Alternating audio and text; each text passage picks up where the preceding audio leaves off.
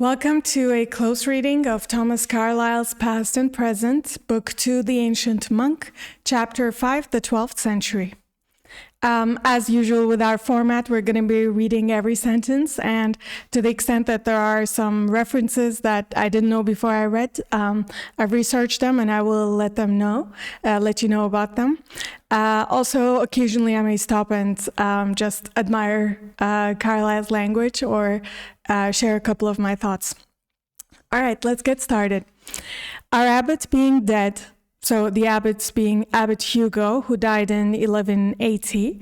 Our abbot being dead, the Dominus Rex Henry II, or Ranulph de Glanville, Justicarius of England for him, set inspectors or custodiars over us, not in any breathless haste to appoint a new abbot, our revenues coming into his own scacarium, or royal exchequer in the meanwhile. So Abbot Hugo has died, and as we know from the previous chapter, he was leading a horrible he was leading the abbey financially horribly. And so the Henry II, the king, has come and kind of has taken over the abbey and is instituting some measures to get their finances in control. Here we see a picture of Henry II.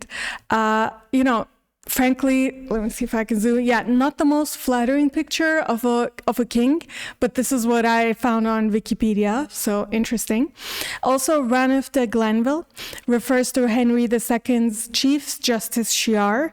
We don't have that role today, obviously. Effectively, the highest royal officer in England under the king, something like a combined prime minister, Supreme Court head, and interior minister of the 12th century. So it's interesting. This reminded me of the vizier for the Ottoman sultans. Interesting how, like, in a monarchy, there's always like the top guy and his right hand in command. All right, let's keep reading. They proceeded with some rigor, these custodiars, took written inventories, clapped on seals, exacted everywhere strict tale and measure, but wherefore should a living monk complain? The living monk has to do his devotional drill exercise, consume his allotted pitantia, what we call pittance, or ration of victual, and possess his soul in patience. So I think this is like Carlyle saying, in the previous sentence, they were, I think Jocelyn was saying that the Henry II and his kind of custodiars and inspectors instituted basically austerity measures in the abbey. They were counting everything, sealing everything. Just the Henry II clearly unleashed the bean counters on this abbey, which I think is a very welcome change after the horrible way Abbot Hugo was mismanaging stuff. And so I think Carlyle here is commenting like, yes, the abbey is being strictly run now, but a living monk, a monk should have no reason to complain. A monk, the job of a monk is just to get your pittance and do your daily devotions. So nothing much should actually change for a monk. What I found interesting is how Carlyle characterizes the job of a monk being possess his soul in patience. Like, I love this phrase, this possess your soul in patience, that's like a job. That's the difficult thing. You don't actually possess your soul. In a sense, it's maybe leaking all over the place, and like you're supposed to hold on to it. You're supposed to possess it fully. So I found that's a beautiful description of what a monk does. Dim as through a long vista of 7 centuries because Jocelyn's time of writing is the 12th century, and Carlyle is reflecting on it on the 19th century. So 7 centuries have passed ever since Jocelyn's time to Carlyle's time. Dim as through a long vista of 7 centuries, dim and very strange looks that monk life to us. The ever surprising circumstance this, that it is a fact and no dream, that we see it here and gaze into the very eyes of it. So again, with this Carlyle saying that as distant as Jocelyn's time looks, as foreign and alien as that medieval world is to Carlyle's time, it's so surprising that it actually happened, that it is a fact. It's not a work of fiction, and you're able to gaze into its eyes. You're able to traverse the actual real past through Jocelyn's words. He keeps coming back to this point, and it's interesting. Smoke rises daily from those culinary chimney throats.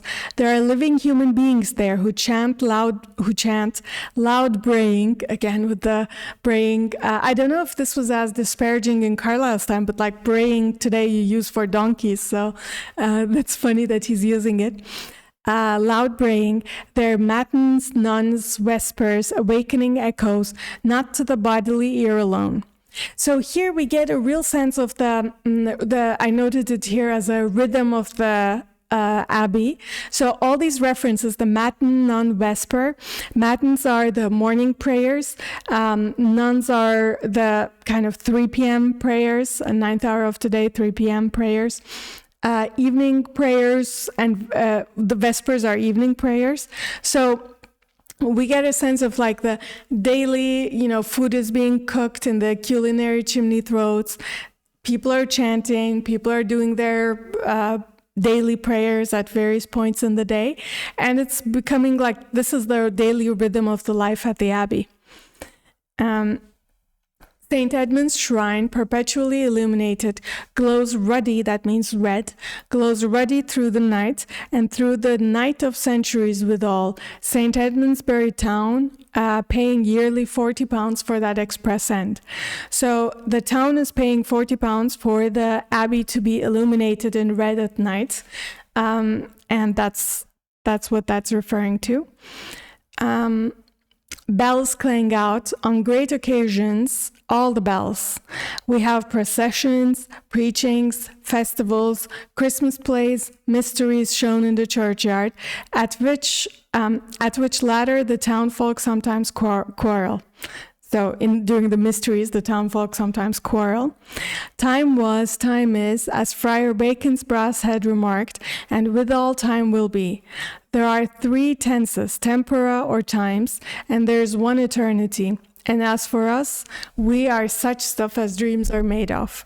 So I will say this is like a bit poetic. I didn't quite understand everything, but I'll explain the references.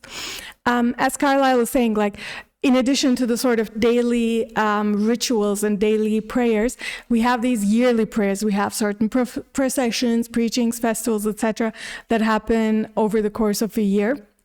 And these are the cycles of the town. And you get the sense that this is a repetitive kind of, you kind of get a sense that this is not a very innovative time. It's more like this is the season for such actions, and so such actions are taken. There's not much novelty here. And so Carlyle is, I think, alluding with this time is, time was, that like, that's just the way the cycles of the town are happening. The Friar Bacon's brass head, so Friar Bacon is this guy. It's referring to Roger Bacon. I didn't note it down here, but he's one of those like medieval, everything's, philosopher, friar, everything under the sun. But he's created, for some reason, this mechanical brass contraption. And in that mechanical brass contraption, it's saying time is, time was, and time, will be. Yeah. It's something, I think, it has something mystical about it, so it can also answer, I think, yes and no. So when you pose it questions, you can get some answers about the future. Something, medieval religious stuff, but for some reason it's very famous. So that's a depiction of that. And then this, I was surprised to read this in Carlyle's time, because we are such things that things are made of, like we are such stuff as dreams are made of, or variations of the sentence. You encounter it all the time in the modern time. So I thought it's very surprising to read this from Carlyle's time. I was even more surprised that this is a quote from Shakespeare. Shakespeare's The Tempest, spoken by Prospero. So fascinating, like how incredibly modern Shakespeare's language can feel. Yeah. indisputable. So, I mean, I think this is just a literary commentary on the town cycles. More than that, I was not able to get from this paragraph. Indisputable, though very dim to modern vision, rests on its hill slope, that same Bury, stalwart town of St. Edmund, already a considerable place, not without traffic, nay manufactures. Would Jocelyn only tell us what? Jocelyn is totally careless of telling. But through dim, fitful apertures, we can see fullones, fullers, see cloth making, looms dimly going, dye vats, and old women spinning yarn. We have fairs too, Nandinae, in due course, and the Londoners give us much trouble. So now when he keeps saying us, Carlyle is kind of fusing himself with Jocelyn, and so that's the us that we're hearing. And the Londoners give us much trouble, pretending that they, as a metropolitan people, are exempt from the toll. I love this. So here we get kind of Carlyle looking for, okay, what is this town doing though? I mean, we get that it's a monastery, but like, what's the industry? What are the manufacturing types of things there? And we get the sense that there is some stuff happening. Like in the background, we hear, and I'll explain some of these underlined ones. So fullones, fullers were workers who cleaned, thickened, and finished woven cloth. Fulling was that process, and dyewots were large tubs used for coloring the cloth. Nandinae is Latin for market days, the regular public market sessions held every 9 days in Roman and medieval usage. So mostly I think a textile-based industry is happening throughout the town, but Jocelyn is totally careless of telling. So Jocelyn's focus is actually not those things at all.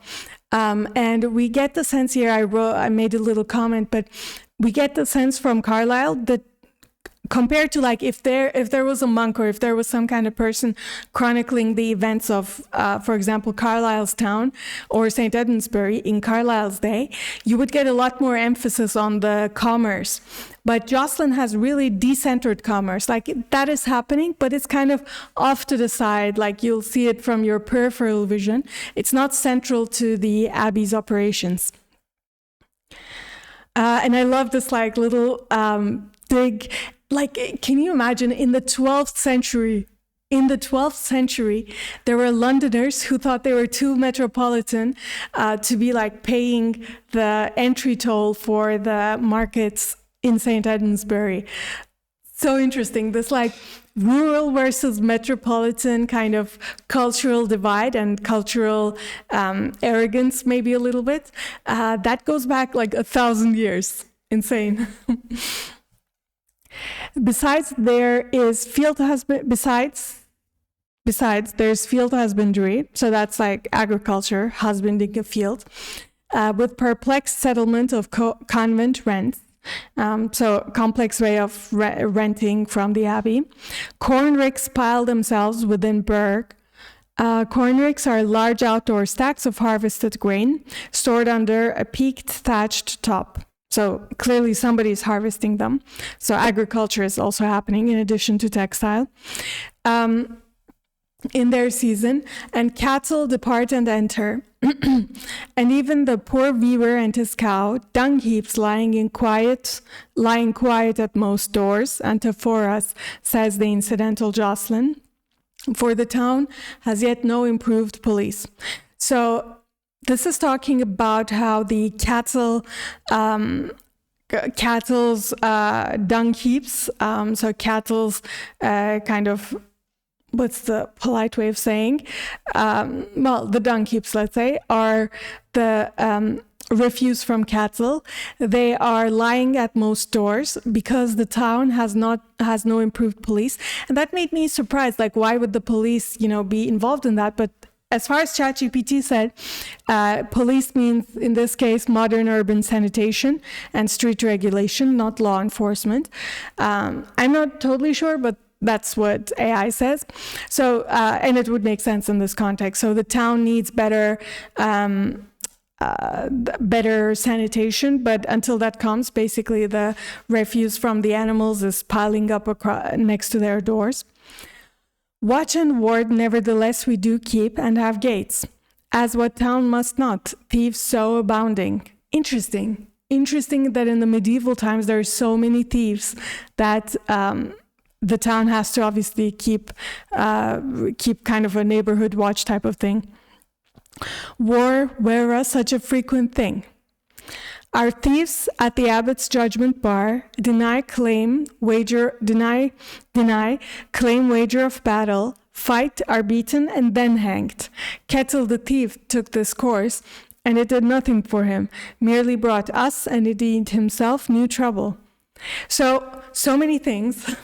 First of all, it's interesting how the town, Jocelyn said, we have a watch and ward that we keep to protect ourselves from thieves and from war.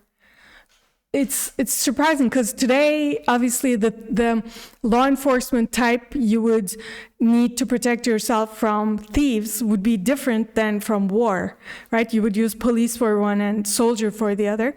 It's interesting that in the medieval times, those are just merged. Like, whether it's thieves, whether it's war, it's all the same to them and all the same ways to counter them. I found that interesting.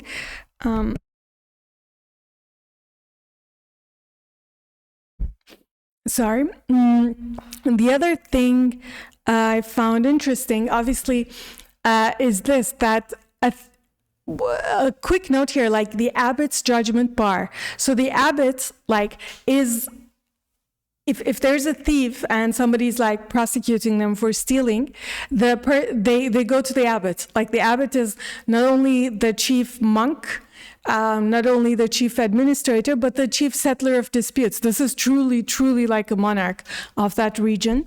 And the thieves, they can deny their thievery and then claim wager of battle, which means defendant demands trial by combat, which apparently you would have in the Middle Ages, deciding guilt or innocence by fighting their accuser. Amazing. They fight and they're beaten. So as far as Jocelyn seems to report, the thieves are getting beaten in this. So justice eventually does take place even through trial of combat. And it's interesting, well, then just kind of casually mentioned that the thieves are hanged, based, amazing. That's the punishment, we love. And then the other piece is that merely brought us and indeed himself new trouble. So that made me reflect, why would trial by combat bring the town trouble? Is this perhaps in these days, is it starting to be unacceptable, more and more unacceptable to die by combat? I'm not sure. I was just curious why this might be trouble, but we won't have it answered in this text. Okay. Every way a most foreign time. What difficulty, for example, has our celerarius, so that was the head of the kitchens, the ones that is producing food for the monastery. What difficulty, for example, has our celerarius to collect their repsalver, reaping silver, or penny, which each householder is by law bound to pay for cutting down the convent grain? So people, for living on the convent and getting some grain, have to pay a certain amount of silver.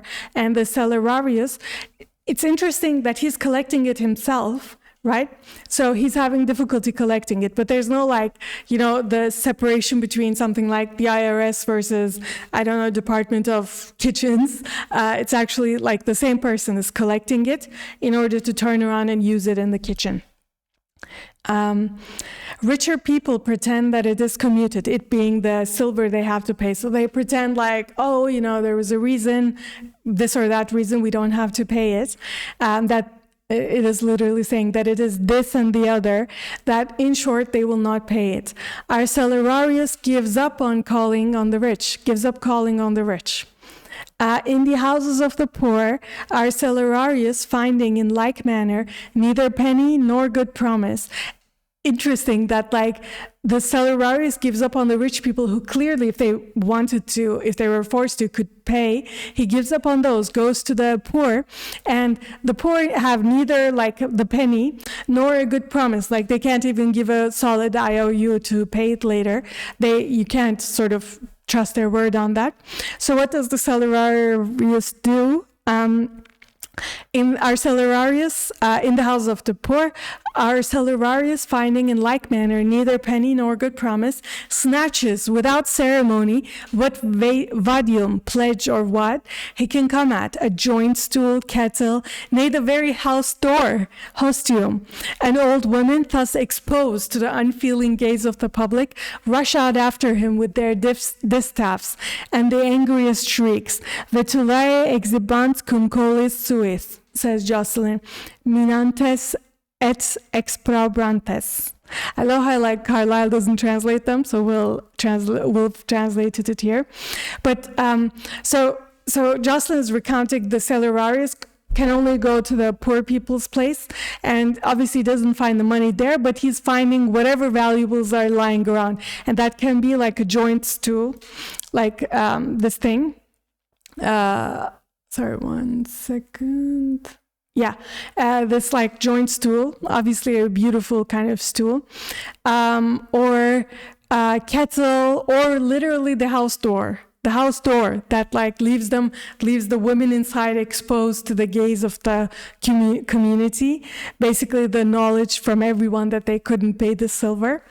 And so that they, so that they run out, rush out after him with their distaffs. So that's this like, the women are obviously spinning yarn and stuff all the time. So distaff is this thing. And the Latin translates to, the old women went out with their distaffs, threatening and reviling. So that's how the Cellularius collects his silver, or equivalents of silver, other valuable objects that he exchanges for food.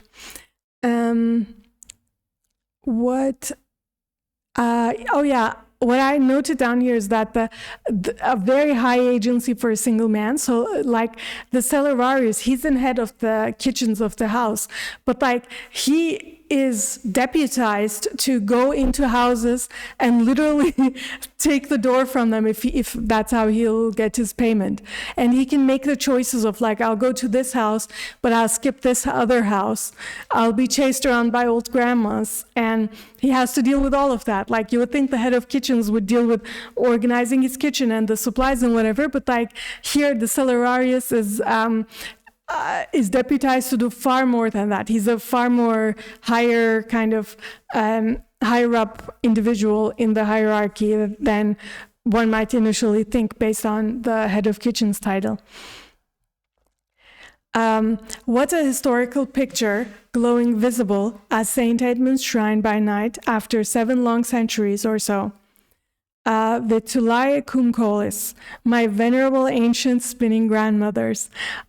This is Carlyle speaking. My venerable ancient spinning grandmothers. He's clearly identifying with the women whose doors were taken because they couldn't pay the silver. And ye too have to shriek and rush out with your distaffs and become female chartists and scold all evening with void doorway because the door was taken away. And an old Saxon, as we in modern, would fain demand some 5-point charter, could it be fallen in with, the earth being too tyrannous.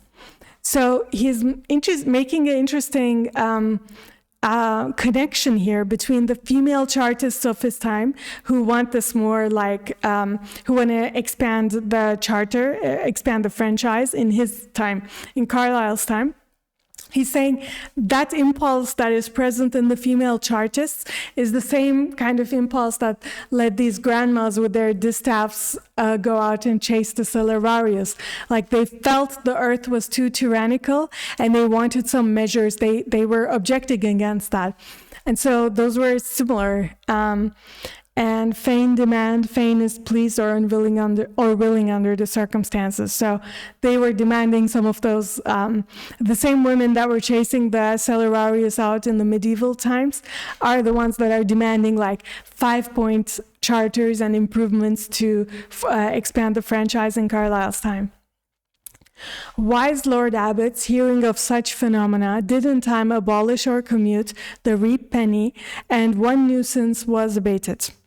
So interesting that Carlyle thinks that it was wise to actually commute and no longer bother with collecting the silver penny. And he thinks that the such phenomena that he's referring to are grandmas chasing around Celerarius. So it's interesting that Carlyle thinks that it was wise to let that go, because obviously Carlyle, I think, is perceiving, or the abbots, these abbots that abolished this silver collection, were perceiving a loss of legitimacy when like little old grandmas are chasing you around. So Carlyle thinks that this was wise to let that go. But the image of these justly offended, so Carlyle thinks they are justly offended, the image of these justly offended old women in their wool costumes with their angry features, their spindles brandished, lives forever in the historical memory, thanks to thee, Jocelyn Boswell. Jerusalem was taken by the Crusaders, and this again lost by them, and Richard Coeur de Lion veiled his face as he passed in sight of it, it being the abbey, but how many other things went on the while. So this is referring to King Richard the Lionheart covering his face out of reverence when he passed St. Edmund's shrine at Bury St. Edmund's. So they are supposed to cover their faces as they pass by it. Interesting.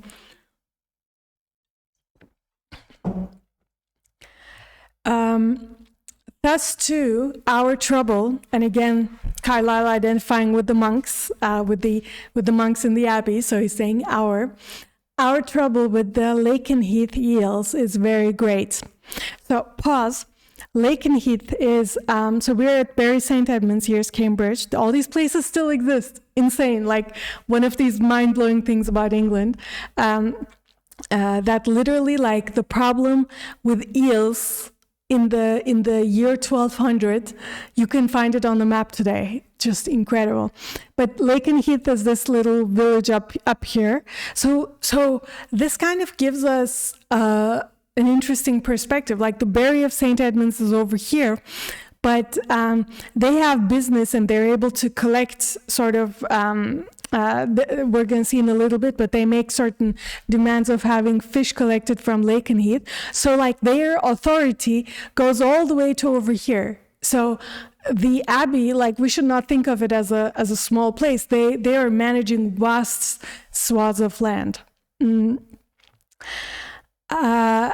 King Knut, namely, or rather his queen, who also did herself honor by honoring St. Edmund, decreed by authentic deed yet extant on parchment, so still existing on parchment, that the holders of the town fields, once Beatrix, because that was the name of St. Edmund's before St. Edmund's was, before there was a landlord named Edmund, the town was known as Beatrix. So this is the holder of the town fields of St. Edmundsbury, basically, should for one thing go yearly and catch us 4,000 eels in the marsh pools of Lakenheath, right? So the King Knut, his queen, ordered that the people who own, or rather like rent, the holders, those that hold the fields of St. Edmundsbury, are supposed to go to Lakenheath every year and catch 4,000 eels. Eels are those like fish. I love this little phrase, the queen did herself honor by honoring St. Edmund. Like the phrasing, the aloofness of the monks. Like the queen didn't honor us by coming to our shrine. She did herself the honor of coming to St. Edmund's shrine. I love this, like,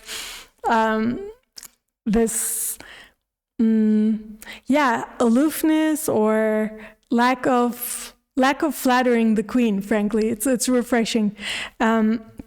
But so they have a royal decree. These people that are renting their lands from them, that are getting the grains, they're supposed to give the abbey 4,000 eels every year. Well, they continued to go. But in later times, so over the course, initially they probably did, but in later times, got into the way of returning with the most short account of eels. Not that you 6 score apiece, no. Here are 2 score, here are 20, 10, sometimes here are none at all. Heaven help us, we could catch no more. They were not there. What is a distressed Celerarius to do? So, clearly, like the head of the kitchen, he's counting on these eels to be caught. He has to plan and ration for a large number of people. And it's again on his shoulders, like the people are not giving and abiding by the royal decree. And so this is falling on his shoulders to make up for. I also found this quick math interesting. So since there's 6 score apiece, and 6 score means 120 each, and we know that 4,000 needs to be caught every year, that implies that there's 33 different kind of holders of the fields. So 33 different, I don't know if it's right to say families, or maybe groups of families that are holding a certain pieces of the land. They're supposed to catch 120 eels each, and they're coming up with a lot less than that, and they're making up excuses. I will say, like, this reminds me of the time that we read in the first video before starting book 2, where we translated some of the Latin writings of Jocelyn directly into English. And where we saw there that these knights, like I consider knights in my mind very romantically, very like people of honor. They do what they say what they do, very kind of honorable people. But the knights that we saw from Jocelyn's writings were the lazy knights that were trying to get out of duties and trying to not pay stuff. And here, similarly, like in the medieval times, if you have a queen's decree to do something, you immediately see like the townsfolk, the farmers, like one should not romanticize any of these people. They're trying to get out of that duty immediately. Like the second the pressure on them eases up, they start being lazy. This is not like a more virtuous time in terms of at least the average person, I think. We agree that each holder of so many acres shall pay 1 penny yearly and let go the eels as too slippery. But alas, neither is quite effectual. The fields in my time have got divided among so many hands. There's no catching of them either. I have known our cellarer get 7 and 20, so that's 27 pence formerly, and now it is much if he get 10 pence farthing. Farthing means a quarter of an old penny, basically. It is much even if you get 10 pence farthing. And then there are sheep, which they are bound to fold nightly in our pens for the manure's sake, and I fear do not always fold. Their aver pennies, their avragiums, their fodder coins, and mill and market dues. So here, Jocelyn is saying, okay, we tried to find the eel thing, maybe it's too difficult to catch the eels, well then pay us 1 penny. And then people started paying, but then the fields got divided among so many people. So the initial 33, it's not just 33 stakeholders anymore, it's probably their sons and daughters and whoever the fields got divided at. So it's now harder to even collect the equivalent, the penny against the eel they didn't catch. It's difficult to collect that penny from so many different stakeholders. And so that's at some point he was getting 27 pence and now 10 pence farthing. So that's 2.5 pounds basically compared to the 27. That's even much. You could be lucky if you catch that. And again, we get this cellarer. This is all on the cellarer's shoulders, basically, this burden. I wrote here, head of kitchen, all on one man's shoulders. Yeah, and then these things, so averpennies, averagiums, foddercorns, miller market dues, these are also other different types of monies that are supposed to be paid to the abbey, probably from the same people or similar people, but they are, so averagium is the labor basically that each person in the abbey, or each, at least the fields, those that are renting the fields are supposed to give for transporting, carting, transport labor, hauling timber, grain, stones, etc. But now then, if they say they can't do this work, they're paying averpennies, the small money payment in place of doing the work. Foddercorns is grain rent, often a fixed amount of corn owed as part of tenure. Mill and market dues are compulsory fees tenants paid for using the Lord's mill and for selling goods at the Lord's market. So these are various fees that are taxes, fees, and equivalent kind of obligations that the field owners are supposed to be paying, and it's difficult to collect that money. Thus, it is undeniable, but dim manner. Thus, in its undeniable but dim manner, does old St. Edmundsbury spin and till, and laboriously keep its pot boiling, and St. Edmund's shrine lighted under such conditions and averages as it can. So really, like, the finances are a mess, it's a hassle, it's difficult, it's laborious, but it is this kind of circumstances under which the abbey keeps functioning, the pot keeps boiling, somehow the cellularius is putting some food on the table, and somehow St. Edmund's shrine is getting lit at night. These are the circumstances. How much is still alive in England? How much has not yet come into life? A feudal aristocracy is still alive, in their prime of life, superintending the cultivation of the land, and less consciously the distribution of the produce of the land, the adjustment of the quarrels of the land, judging, soldiering, adjusting, everywhere governing the people, so that even a Girth, born thrall of Cedric, lacks not his due parings of the pigs he tends, governing, and alas also game preserving, so that a Robert Hood, a William Scarlett, and others have in these days put on Lincoln coats and taken to living in some universal suffrage manner under the greenwood tree. So a lot of references. First, like, I would say the first kind of 70% of this paragraph, Carlyle is just fangirling over the feudal aristocracy of St. Edmund. Frankly, I will say, like, I was expecting the medieval times to be more romantic than what Jocelyn paints the picture to be. Like, I'm not looking at this kind of 1,000 different little pennies and ways to go after the people, being chased out by grandmas, skipping this house but going to that house to collect money, and kind of having all these like equivalencies between labor or eel versus the money, because I don't think they're ever actually that equal. I'm looking at this and I'm thinking, like, this is a mess. Like a stern bureaucrat needs to come and kind of streamline all of this and close the loopholes. Like, there are way too many loopholes here. But I think Carlyle is saying, like, Carlyle is painting a positive picture. Like, this is actually what it means to be involved in the business of governing. Like, they're deeply involved in the cultivation of the land, in the distribution, in the quarrels, like with the thieves and the judges, justice chamber and trial by combat stuff, and the soldiering and protecting against wars. Like, this is what Carlyle thinks it means to be in the thick of governing.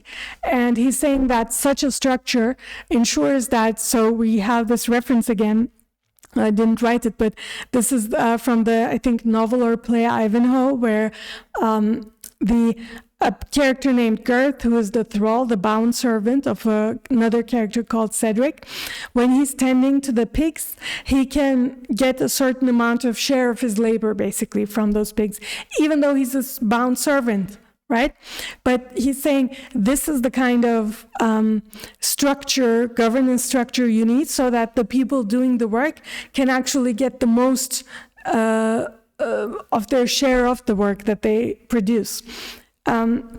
So I thought that was interesting. Definitely a different perspective from me to Carlyle, because I'm seeing inefficiency all over the place, and I'm not sure if I'm being as charitable to just the fact that people got to keep more of what they produce in this messy system. And Carlyle also laments that they are doing a lot of game preserving. So that is basically preserving the animals that are for hunting. And then these characters like Robert Hood, William Scarlett, Lincoln Coates, these are meant to be references to Robin Hood. And the characters in Robin Hood, they were living as forest outlaws. And the reason they were living in forest outlaws is that basically normal activities, normal ways to sustain yourself from the forest were outlawed in as a consequence of the Norman conquests and the laws that were instituted afterwards. You were not able to take advantage of the forest like as you used to be able to be before. And therefore, a lot of people, they just like, they found themselves basically becoming outlaws as they were trying to get some sustenance from the animals in the forest. So by saying alas, Carlyle laments that the one of the important things that the abbots and the people at the abbey were doing, the monks, was to do this game preserving. How silent, on the other hand, lie all cotton trades and such like. Not a steeple chimney yet to go, yet got on end from sea to sea. North of the Humber, a stern Wilhelmus Conquistor, so William the Conqueror, burnt the country, finding it unruly, into very stern repose. Wild fowl scream in those ancient silences, wild cattle roam in those ancient solitudes, the scanty, sulky, Norse-bred population, all coerced into silence, feeling that, under these new Norman governors, their history has probably as good as ended. Men and Northumbrian Norse populations know little what has ended, what is but beginning. The ribble and the ire roll down, as yet unpolluted by dyer's chemistry, tenanted by merry trouts and piscatory otters, the sunbeam and vacant winds blast alone traversing those moors. Side by side sleep the coal strata and the iron strata. For so many ages, no steam demon has yet risen, smoking into being. So Carlyle is painting us now a broader picture of what's going on in England, and he's saying that the cotton trades and such like, how silent they are compared to obviously Carlyle's time, where this is the midst of the Industrial Revolution in England. So in Carlyle's time, there's a lot of also pollution and a lot of noise and everything happening as a side product of industry. But as yet in Jocelyn's time, in the medieval time, industry is very much in the background. So what's also happening is now north of the Humber is this little arm here that you see protruding. And obviously we're over here somewhere in St. Edmundsbury, but William the Conqueror has gone to the lands above. So this is the Humber, this little arm here. And by the way, Norman governors are the people who are in this part of France, in Normandy, that crossed the Channel and have conquered England. So right over the Humber, this Northumbria, is the region that, so this is from a map from the 1200, like the way the world looked in 1200 England. The Kingdom of Northumbria and the people in the north have been silenced by William the Conqueror, who found them unruly, and the people are kind of in desperate, thinking that their history will be erased. But of course, that's not how it happens. They have a storied history in England or in the UK. And but that's how the people are finding themselves. So they're small in number, they're resentful, and against their Norman governors, the new people coming from France under William the Conqueror. They think that because they've lost the war, that their history will be erased. And so the people are so silent now that it's only the birds and cattle whose sounds are heard in these ancient solitudes of the people. And of course, Carlyle is saying they don't know that this is just the beginning, actually. The Ribble and the Ire, I don't know if I got there. I did not get their maps, but these are basically two rivers in England. They roll down. They have not yet been polluted by Dyer's chemistry, as probably they were in Carlyle's time. So the Industrial Revolution's pollutions have not yet started in Jocelyn's time. And I love this little phrase, merry trouts and piscatory otters. Piscatory means of or relating to fishermen. So if you say an animal like an otter is piscatory, that means they are sustaining themselves by eating fish. So I love that, like little fishermen otters. I love this phrase. And I also love the phrase side by side sleep the coal strata and the iron strata. Like, these things, as we know, obviously, coal especially is very, very big in England. But as of yet, in the medieval times, these strata, they're just sleeping side by side. They have not yet been awakened and been started to be mined. And the steam demon has no steam demon. So we very much understand that Carlyle is looking at the Industrial Revolution and the technology, steam-powered technology, with dismay, calling it a demon. That has not yet been awakened. St. Mungo rules in Glasgow. James Watt still slumbering in the deep of time. Mancunium, Manchester, what we now call Manchester, spins no cotton, if it be not wool cottons clipped from the backs of mountain sheep. The Creek of Mercy gurgles twice in the 24 hours with eddying brine, clangorous with seafowl, and is a lither pool, or a lazy or sullen pool, no monstrous pitchy city and sea haven of the world. The centuries are big, and the birth hour is coming, not yet come. Tempus ferax, tempus edax rerum. Time is fruitful, time is the devourer of things. So here let me define a couple of things. So Saint Mungo is the patron saint of Glasgow, if you can see it here, it's way up north over in Scotland. So in the medieval times, Saint Mungo rules in Glasgow. So that's the it says a 6th century missionary. So I suppose it's not quite correct to say in Jocelyn's time St. Mungo is ruling, since that's several centuries afterwards. But I think the memory of St. Mungo is very much alive in Glasgow. He is the main character there, probably like St. Edmunds was for St. Edmundsbury. And James Watt, still slumbering in the deep of time. That's the future Scottish engineer who improved the steam engine, and he lived in the 18th century. So that person has not yet awakened. This is like, in addition to obviously painting a picture of the medieval times, this also shows like the characters that are in the forefront in the medieval times is like Saint Mungo, so literally a Catholic saint, versus like someone like James Watt, who is an engineer. Like the top person in society has changed significantly. It's no longer the person with the most religious virtue. It's the one that can improve the steam engine, that can get the most utility out of the machines. I found it interesting how Carlyle makes a point of referring to the older names of places. So Mancunium, Manchester, what we now call Manchester, or Liverpool or Lazy Sullen Pool, what we now call obviously Liverpool, which is Liverpool's over here. And it has this place, when you zoom into Liverpool, that's the mouth of the river, and that is the Creek of Mercy.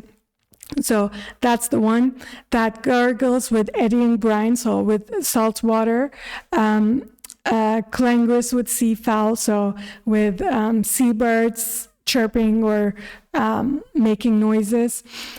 And it's the area of Liverpool, it's lazy, it's sullen. There's no monstrous, pitchy city. So he's definitely, once again, referring to like steam demon, monster, the Liverpool of the 18th century or 19th century in Carlyle's time. He's considering that to be monstrous. And he's saying the sea haven of the world. So the port of Liverpool, such a central place for industrial economy of England in the 19th century, he's considering that to be monstrous, and he's saying that he's contrasting that kind of lazy place with industry in the background with literally the sea haven of the world, with a world famous port. I love the end here. The centuries are big and the birth hour is coming, not yet come. So clearly Carlyle, I think, is referring constantly to this birth hour that is still coming. He's thinking of the medieval times of England as peaceful, yes, but also not really grown to its full potential yet. So that's the kind of contrast we get here. And this, all throughout this 12th century, this chapter on the 12th century, we get a picture of the general state of England as well as Edmondsbury around this time. And next we will continue with a look at Abbot Sampson, who's going to be the abbot after the death of Abbot Hugo. Thank you very much for joining me for this close reading of Thomas Carlyle's Past and Present, Book 2, The Ancient Monk, Chapter 5, The 12th Century.